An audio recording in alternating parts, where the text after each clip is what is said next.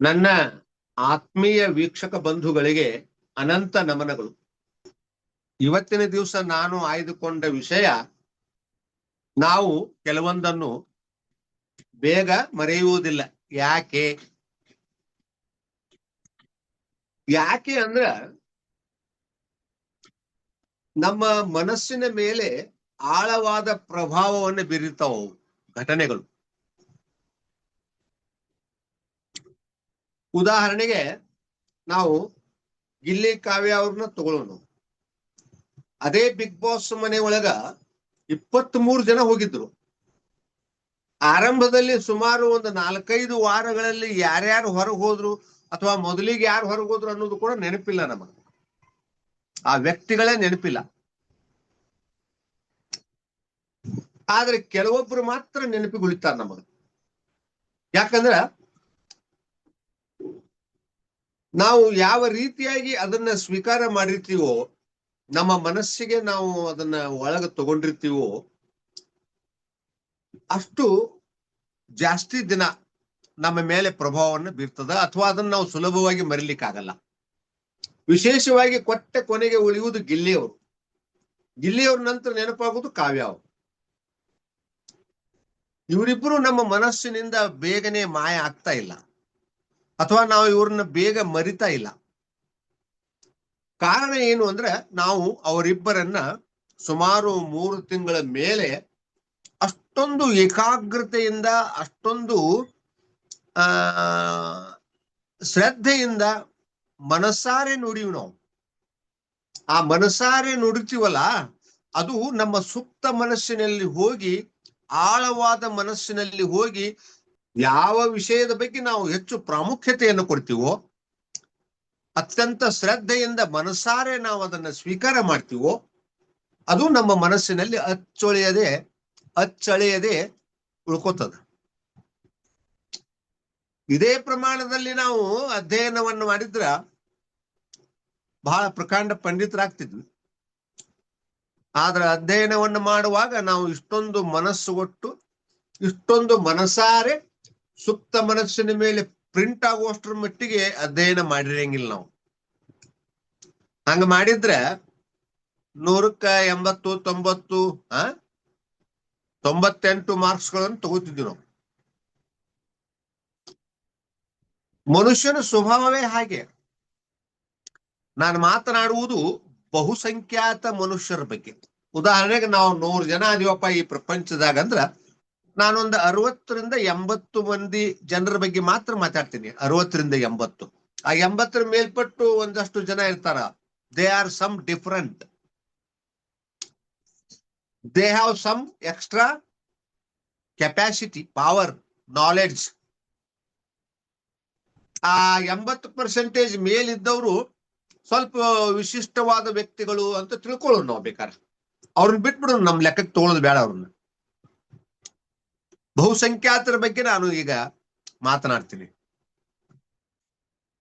ಮನುಷ್ಯ ಯಾವಾಗಲೂ ಹೀಗೆ ಅಲ್ಲ. ನನ್ನನ್ನು ಹಿಡ್ಕೊಂಡು ಹೇಳ್ತೀನ ನಾ, ಮತ್ತೆ ನಾನು ಬಿಟ್ಟು ಹೇಳ್ತೀನಿ ಅಂತ ತಿಳ್ಕೊಬೇಡ್ರಿ. ಯಾಕಂದ್ರೆ ನಾನು ಮನುಷ್ಯನೇ ಅಲ್ವಾ. ನನ್ನ ಜೀವನದೊಳಗೆ ಯಾರಾದ್ರೂ ಬಹಳಷ್ಟು ಮನಸ್ಸಿಗೆ ನೋವನ್ನುಂಟು ಮಾಡಿದ್ರು ಅಂದ್ರ ಅದನ್ನ ನಾವು ಬೇಗ ಮರೆಯುವುದಿಲ್ಲ. ನಾವೆಷ್ಟೇ ಮರಿಬೇಕಂತ ಪ್ರಯತ್ನ ಮಾಡಿದ್ರು ಅದು ತಿರ್ಗಾ ಮುರ್ಗಾ ಬಂದ್ ನಮ್ಮ ಕಣ್ಣು ಮುಂದೆ ನಿಲ್ತದ, ನಮ್ಮ ಕಿವಿಗೆ ಕೇಳಿಸ್ಲಕ್ ಹತ್ತದ. ಅಂದ್ರ ನಮ್ಮ ಕಿವಿ ಮತ್ತು ಕಣ್ಣು ಇವೆಲ್ಲ ಅದನ್ನ ಸಂಪೂರ್ಣವಾಗಿ ಸ್ವೀಕಾರ ಮಾಡಿಬಿಟ್ಟದ. ಹೀಗಾಗಿ ನಮ್ಮ ಮನಸ್ಸಿಗೆ ತುಂಬಾ ಗಾಯ ಆಗಿರ್ತದ. ಆ ಗಾಯ ಸುಲಭವಾಗಿ ವಾಸಿ ಆಗೋದಿಲ್ಲ. ಹಾಗಾಗಿ ಹೇಳಿದ್ನಲ್ಲ, 80% ಮೇಲ್ಪಟ್ಟವ್ರಂತ, ಅವರೊಂದಷ್ಟು ವಿಶಿಷ್ಟವಾದ ವ್ಯಕ್ತಿಗಳಂತ ಹೇಳಿದ್ನಲ್ಲ, ಅಂಥವ್ರಿಗೂ ಈ ರೀತಿ ಮನಸ್ಸಿಗೆ ಗಾಯ ಆಗುವಂಗ ಕೆಲವು ಘಟನೆಗಳು ಆಗಿರ್ತಾವ ಅವ್ರ ಜೀವನದಾಗೂ. ಆದ್ರೆ ಅವುಗಳನ್ನ ಅವರು ಚಾಲೆಂಜ್ ಆಗಿ ತಗೊಂಡು ಮ್ಯಾಲಕ್ ಬರ್ತಾರ. ಅವ್ರು ಹೆಚ್ಚು ಬೆಳಿತಾರ. ಆದ್ರೆ ಈ ಸಾಮಾನ್ಯ ಜನ ಅನ್ನೋರು ಏನದಾರ ನೋಡ್ರಿ, ಅದನ್ನ ಮನುಷ್ಯನ ಮ್ಯಾಲ ತಗೊಂಡು ಅವ್ರ ಮ್ಯಾಗ ವಿರಸ ಸಾಧಿಸ್ಲಿಕ್ಕೆ ಪ್ರಯತ್ನ ಮಾಡ್ತಾರ. ಅವನ್ನ ಮುಗಿಸ್ಬಿಟ್ರ ನಾನು ಆರಾಮಿರ್ತೀನಿ, ಹಿಂಗ ಈ ತರ ವಿಚಾರ ಮಾಡ್ತಾರ. ಅಥವಾ ಅವನನ್ನ ಕೆಳಗೆ ಬೀಳಿಸ್ಬಿಟ್ಟೆ ಅಂದ್ರೆ ನಾನು ಆರಾಮಿರ್ತೀನಿ, ಹೆಂಗಾರ ಮಾಡಿ ನಾ ಅವನು ಸೋಲ್ಸಿದ್ನಿ ಅಂದ್ರೆ ಬರೋಬ್ಬರಿ ಆಗತ್ತ. ಅವ ನನಗೆ ಹೆಂಗ ಅವಮಾನ ಮಾಡ್ಯಾನ ಅದಕ್ಕಿಂತ ಹೆಚ್ಚಿನ ಅವಮಾನ ಮಾಡ್ಬೇಕು ನಾವು, ಏನೇನು ನಾವೆಲ್ಲ ಮತ್ತೆ ಕೆಳಕ್ ಹೋಗುವಂತ ವಿಚಾರಗಳನ್ನೇ ಬಹಳ ಜನ ಮಾಡ್ತೀವಿ. ಆದ್ರೆ ಬಲ್ಲವ್ರು ಅನ್ನೋರು ಏನ್ ಮಾಡ್ತಾರಂದ್ರೆ ಅದನ್ನ ಚಾಲೆಂಜ್ ಆಗಿ ತಗೋತಾರ.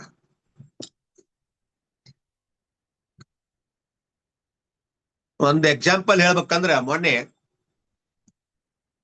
ಬಿ ಲಂಕೇಶ್ ಅವ್ರ ಬಗ್ಗೆ ಒಂದು ಸಮಾರಂಭದಲ್ಲಿ ನಮ್ಮ ಮುಖ್ಯಮಂತ್ರಿಗಳು ಸಿದ್ದರಾಮಯ್ಯನವರು ಮಾತಾಡ್ತಾ ಒಂದು ಮಾತು ಹೇಳಿದ್ರು. ಏನಂದ್ರ, 100 ಕುರಿಗಳ ಲೆಕ್ಕ ಇಡಾಕ ಬರುದಿಲ್ಲ ಇವನಿಗೆ, ಇವ ನಮ್ಮ ರಾಜ್ಯದ ಅರ್ಥ ಮಂತ್ರಿ ಆಗ್ಯಾನ ಅಂತ ಪಿ ಲಂಕೇಶ್ ಅವರು ತಮ್ಮ ಲಂಕೇಶ್ ಪತ್ರಿಕೆ ಒಳಗೆ ಬರೆದ್ರಂತ. ಇದನ್ನ ಸಿದ್ದರಾಮಯ್ಯನವ್ರು ಹೇಳ್ತಾರೆ ಸಮಾರಂಭದಲ್ಲಿ. ಅವಾಗ ಮೋಸ್ಟ್ಲಿ ದೇವೇಗೌಡರು ಮುಖ್ಯಮಂತ್ರಿ ಇದ್ರು ಏನೋ ಕಾಣಿಸುತ್ತ, ಇವ್ರನ್ನ ಅರ್ಥಮಂತ್ರಿ ಮಾಡಿದ್ರಂತ. ಅದಕ್ಕ ಪಿ ಲಂಕೇಶ್ ಅವರು ಅವರಿಗೆ ವಿಡಂಬನೆ ಮಾಡಿ ಬರೆದ್ರಂತ. ಆದ್ರೆ ಮುಂದ ಇವರು ಅದನ್ನ ಚಾಲೆಂಜ್ ಆಗಿ ತಗೊಂಡ್ರಂತ. ಯಾರು? ಸಿದ್ದರಾಮಯ್ಯನವರು. ಪಿ ಲಂಕೇಶ್ ಅವರು ವಿಡಂಬನೆ ಮಾಡಿದ್ದನ್ನ ಚಾಲೆಂಜ್ ಆಗಿ ತಗೊಂಡು 10 ಅರ್ಥಶಾಸ್ತ್ರಜ್ಞರನ್ನ ಸಂಪರ್ಕ ಮಾಡಿ ಸರಿಯಾದ ಅಧ್ಯಯನ ಮಾಡಿ ಅವರು ತಮ್ಮ ಬಜೆಟ್ ಅನ್ನ ಮಂಡಿಸಿದ್ರಂತ. ಆ ಬಜೆಟ್ ಮಂಡನೆ ಆದ್ಮೇಲೆ ಅದೇ ಪಿ ಲಂಕೇಶ್ ಅವರು ತಮ್ಮ ಪತ್ರಿಕೆಯೊಳಗ ಸಿದ್ದರಾಮಯ್ಯನವರನ್ನ ಆಗಿನ ಅರ್ಥಮಂತ್ರಿ ಆಗಿರ್ತಕ್ಕಂಥ ಸಿದ್ದರಾಮಯ್ಯನವರನ್ನ ಹೊಗಳಿ ಬರೆದ್ರಂತ. ಪರವಾಗಿಲ್ಲ, ಒಂದಷ್ಟು ಒಳ್ಳೆಯ ಬಜೆಟ್ ಅನ್ನ ಮಂಡನೆ ಮಾಡ್ಯಾರ ಸಿದ್ದರಾಮಯ್ಯನವರು ಅಂತೇಳಿ. ಅಂದ್ರ ಆ ಮೇಲ್ಮಟ್ಟದಲ್ಲಿರ್ತಕ್ಕಂಥ ಜನಗಳು ಯಾರೇ ಇರ್ಲಿ, ಅವ್ರು ಯಾವುದೇ ಪಕ್ಷದವರಾಗಿರ್ಲಿ, ಯಾವುದೇ ಧರ್ಮದವರಾಗಿರ್ಲಿ, ಯಾರೇ ಆಗಿರ್ಲಿ, ಆ ಎತ್ತರ ಮಟ್ಟದಲ್ಲಿ ಆಲೋಚನೆ ಮಾಡುವವರು ಆ ಮನಸ್ಸನ್ನ ಕಂಟ್ರೋಲ್ ಮಾಡಿಕೊಂಡು ಅದನ್ನ ಒಂದು ಚಾಲೆಂಜ್ ಆಗಿ ತಗೊಂಡು ತಾವು ಒಂದು ದೊಡ್ಡ ಸಾಧನೆ ಮಾಡಿ ಎತ್ತರದಲ್ಲಿ ಬೆಳೀತಾರ. ಅಂದ್ರೆ ನಾವು ನಮ್ಮನ್ನ ಹೀಯಾಳಿಸಿದವರ ಮುಂದ ನಾವು ದೊಡ್ಡವರಾಗಿ ತೋರಿಸ್ಬೇಕ ವಿನಃ ಚಿಕ್ಕವರಾಗಿ ವಿರೋಧ ಮಾಡಬಾರ್ದು. ಈ ಮನಸ್ಸಿನ ಮೇಲೆ ಯಾಕ ಇಷ್ಟೊಂದು ನಮಗ ಅಚ್ಚಳಿಯದೆ ಉಳಿತಾವ್ ಕೆಲವೊಂದು ಘಟನೆಗಳಂತಂದ್ರ, ಈಗ ನೋಡ್ರಿ, ಬಿಗ್ ಬಾಸ್ ಮುಗಿದು 2 ತಿಂಗಳಾದ್ರೂ ಇನ್ನೂ ನಾವು ಅದನ್ನ ಮರಿಲಿಕ್ಕೆ ತಯಾರಿಲ್ಲ ಆ ಘಟನೆಗಳನ್ನ. ಯಾಕಂದ್ರೆ ನಾವು ಅಷ್ಟೊಂದು ಆಸಕ್ತಿಯಿಂದ ನೋಡಿದೀವಿ ಅವನ್ನ. ನಮ್ಮ ಮನಸ್ಸೇ ಈ ತರ ಅದ. ಇದು ಮನಸ್ಸು ಅಬ್ಬಬ್ಬಬ್ಬಬ್ಬ, ಮನಸ್ಸು ಬಹಳ ವಿಚಿತ್ರವಾಗ್ಯದ, ಅದ್ಭುತವಾಗ್ಯದ. ಇದನ್ನ ನಾವು ಹದಗೊಳಿಸಿ ಮೆದುಗೊಳಿಸಿ ಸರಿಯಾಗಿ ಸದ್ಬಳಕೆ ಮಾಡ್ಕೊಂಡಿವಿ ಅಂದ್ರೆ ನಮ್ಮನ್ನು ಎಷ್ಟು ಬೇಕಷ್ಟು ಮೇಲಕ್ಕೆ ಕರ್ಕೊಂಡು ಹೋಗ್ತದ. ಆದ್ರೆ ನಾವು ಅಸಮಾಧಾನ ಪಟ್ಟು ಅಸಂತೋಷ ಪಟ್ಟು ಚಿಲ್ಲರೆ ಕೆಲಸಗಳನ್ನ ಮಾಡ್ಕೋತ ಹೋದ್ವಿ ಅಂದ್ರೆ ನಾವು ಬೆಳೆಯುವುದಿಲ್ಲ, ನಮ್ಮನ್ನ ಹಾಳು ಮಾಡುತ್ತೆ. ಈ ಮನಸ್ಸು ಕೂಡ ನಮ್ಮನ್ನ ಕೆಳಕ್ಕೂ ಒಯ್ತದ, ಮ್ಯಾಲಕ್ಕೂ ಒಯ್ತದ, 2 ಶಕ್ತಿ ಅದ. ಅದಕ್ಕೆ ನಾವ್ ಅದನ್ನ ಯಾವ ರೀತಿ ಬಳಸ್ಕೊತೀವಿ ಅನ್ನೋದು ಬಹಳ ಮುಖ್ಯ. ನಾವು ನಮಗೋಸ್ಕರ ಒಂದ್ ರೀತಿ ಥಿಂಕ್ ಮಾಡ್ತೀವಿ, ಇನ್ನೊಬ್ಬರಿಗೋಸ್ಕರ ಮತ್ತೊಂದು ರೀತಿ ಥಿಂಕ್ ಮಾಡ್ತೀವಿ.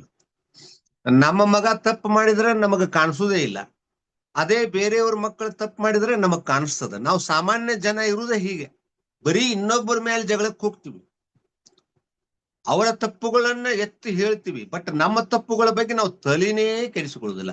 ಇದೇ ನಮ್ಮ ದೊಡ್ಡ ಸಮಸ್ಯೆ. ಆದ್ರೆ ಈಗೇನ್ ಹೇಳಿದ್ನಲ್ಲ, ಅಬೋ 80% ಜನಗಳಂತ ಹೇಳಿದ್ನಲ್ಲ, ಅವರೆಲ್ಲ ಏನ್ ಮಾಡ್ತಾರಂದ್ರೆ ಬೇರೆಯವ್ರ ಬಗ್ಗೆ ತಲೆನೇ ಕೆಡಿಸಿಕೊಳ್ಳುವುದಿಲ್ಲ. ಅವರು ಬೇರೆಯವ್ರ ಬಗ್ಗೆ, ಬೇರೆಯವ್ರು ನಮಗೆ ಏನ್ ಹೇಳ್ತಾರ, ನಮ್ ಬಗ್ಗೆ ಏನ್ ಹೇಳ್ತಾರ, ನಮ್ ಬಗ್ಗೆ ಏನ್ ಮಾತಾಡ್ತಾರ, ತಲೆನೇ ಕೆಡಿಸಿಕೊಳ್ಳುವುದಿಲ್ಲ. ಅವರು ಸದಾ ತಮ್ಮ ಬಗ್ಗೆ ಮಾತ್ರ ತಲೆ ಕೆಡಿಸ್ಕೊಂತಾರ, ತಮ್ಮ ಬಗ್ಗೆ ಮಾತ್ರ ಆಲೋಚನೆಯನ್ನು ಮಾಡ್ತಾರ. ತಾನೇನಾದ್ರೂ ತಪ್ಪು ಮಾಡಿದ್ನಾ, ನಾನು ಎಲ್ಲಾದ್ರೂ ತಪ್ಪು ತೀರ್ಮಾನಗಳನ್ನು ತಗೊಂಡ ಅಂತ ತಮಗ ತಾವು ವಿಮರ್ಶೆಯನ್ನ ಮಾಡ್ಕೋತಾರ. ತಪ್ಪಾಗಿದ್ರೆ ತಕ್ಷಣವೇ ಕ್ಷಮೆ ಕೇಳ್ತಾರ. ಆ ತಪ್ಪನ್ನ ಇನ್ನೊಮ್ಮೆ ಮಾಡದೆ ಇರೋ ಹಾಗೆ ಮನಸ್ಸನ್ನ ಹದಗೊಳಿಸ್ತಾರ. ಇದು ನಾವು ಎತ್ತರಕ್ಕೆ ಬೆಳಿಲಿಕ್ಕೆ ಅನುಕೂಲ ಆಗುವಂತಹದ್ದು. ಅದಕ್ಕೆ ನಾವು ನಮ್ಮ ಮನಸ್ಸಿನಲ್ಲಿ